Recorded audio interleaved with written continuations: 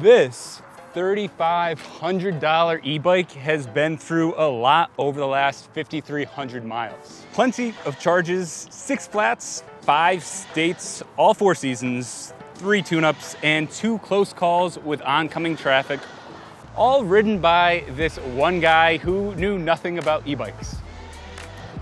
In fairness, I learned how to change a flat tire. So, in honor of hitting that coveted 5,000 mile mark, I wanted to break down the real costs of e-bike ownership, share with you guys how the ride has been holding up after all of those miles, and finally give you 3 big takeaways that I've learned over my last 18 months of full-time e-bike ownership usage. Let's start with the costs. So in case you don't know, I sold my car and used the CarMax money, the all-powerful CarMax money, to purchase this Trek Verve 3 Plus for about $3,500 from my local bike shop. Wow, big truck, big noises. It's a hybrid commuter bike powered by a 250-watt Bosch Active Plus motor, a PowerTube 500-watt battery, and some very nice top-of-the-line Shimano things. Yeah, I guess I still don't know that much about e-bikes. Of course, up front, I needed the bike essentials, a helmet, a bike lock, and some panniers. I've estimated I've charged this battery about 100 times, and I've done the math. It takes about 56 cents where I'm at to charge the battery from 0 to 100.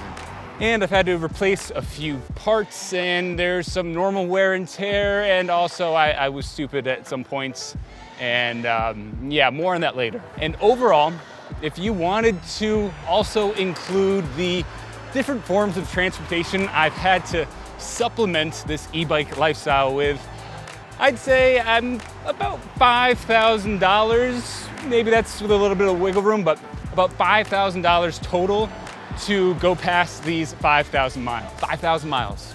5,000 miles. That's the equivalent of biking to LA, to New York, and back.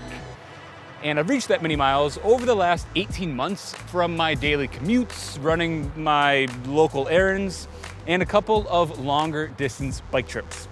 And this is how the bike has held up. Starting from the ground up, these are the original tires that came with the bike, and I should probably get them changed before the winter comes.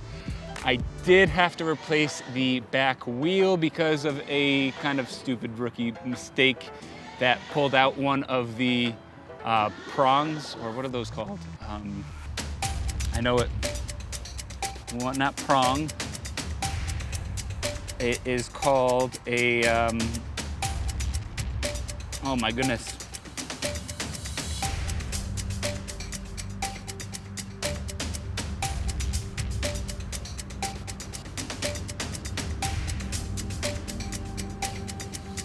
Spoke.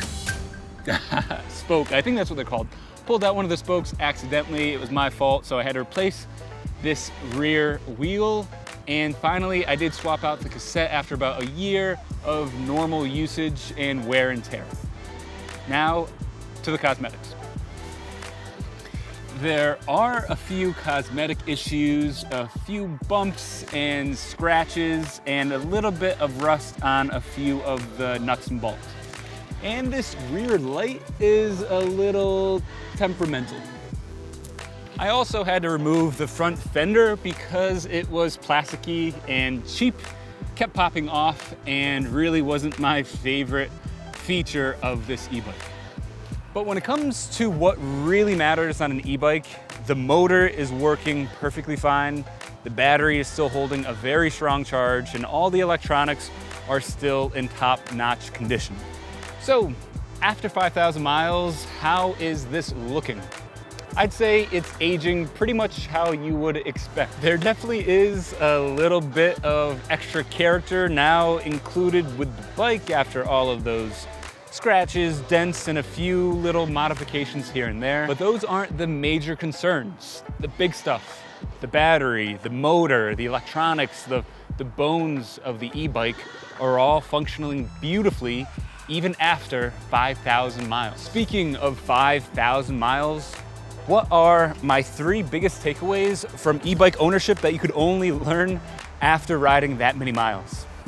Takeaway number 1, follow the 3-year rule. E-bikes are a mix of new tech with good old-fashioned mechanics, but that technology is evolving faster, becoming cheaper, better, more efficient, and cooler, quicker and quicker. An e-bike will, geez, there are so many frickin' cars and they're all so loud. An e-bike will likely be a big purchase for you, whether it's for your daily commutes or just a weekend partner. Ask yourself, does this e-bike have the features I need and the extras I want to last me, to serve me at least 3 full years? That approach has really worked for me because I think the mental, financial, physical, spiritual benefits of riding an e-bike this much comes only after a lot of miles. So a personal commitment of 3 years to it will help you see all the benefits through. And now that I'm 18 months into it, I do find myself looking at other models or even thinking about other forms of e-transportation. But when I get too far down that rabbit hole, using the 3-year rule helps me let that go, appreciate what I currently have, and avoid the cycle of buying it, trying it, and throwing it out. Takeaway 2, know your limits. One of the great things about bikes is that they're not that hard to take care of and maintain. Learning how to change a flat, oil your chain, do any minor fixes or buffing out some scratches are all super easy and simple and useful to know. That being said, there are problems that you should probably just leave to the professionals. A good rule of thumb I find is that if it can't be fixed with a screwdriver or a hex wrench, then it was probably designed to be that way. I almost learned it the hard way. It turns out if you take off your hubs on your bike wheels, there are these little small ball bearings inside of them. And if you don't put them back in correctly, it could cause some pretty good damage. Hello.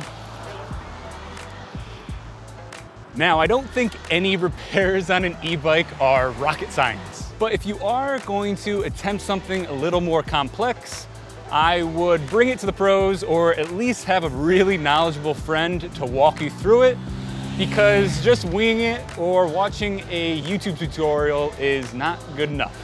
Now to the 3rd and final takeaway.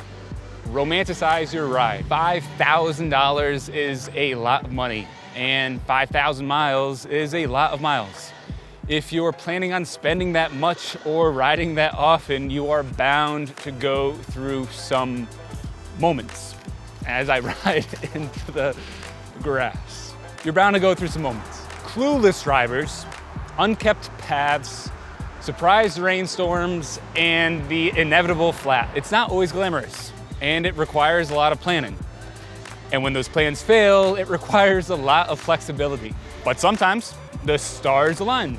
The sun is out. It's a beautiful day. The path that you always wanted to go on is more beautiful than you could have imagined, and every clueless driver decided to stay home. Okay, maybe not that last one. And just when you think you're in for a tough climb, the view at the top is beautiful. And just when you think that this downhill is gonna be the most fun, joyful experience of your life, turns out it was a dead end the whole time. It's important to embrace that. The good, the bad, and everything in between. The logistics and the costs, they matter, but when you start to invest your emotions into the e-bike, that's when you really start to fall in love with it. That may not make any sense, but I guess it really doesn't have to. But what do you think? Any thoughts, questions, or ideas? I'm talking to you. Yes, you. If you've made it this far, I guarantee there's something on your mind that you would love to share, and I have a feeling there's a really cool community of people down below that would love to hear your ideas. Other than that, thank you so much for watching, and I hope you get to where you're going safely, mindfully, and enjoyably. Have a good rest of your day.